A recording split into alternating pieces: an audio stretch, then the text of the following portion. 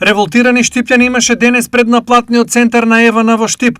Тврдат дека за да плата струја чекале по неколку часа, бидејќи апаратот бил расипан повеќе од 2 месеци.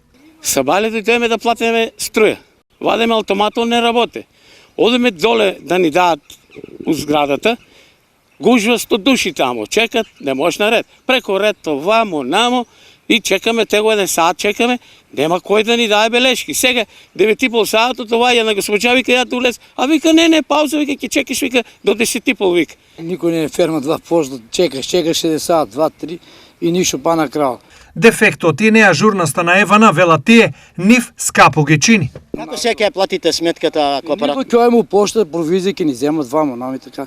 Ние си плаќаме поштено. И зашо ни тече камата на нас после? После граѓаните били криви, па иде скулчите или ти камата става.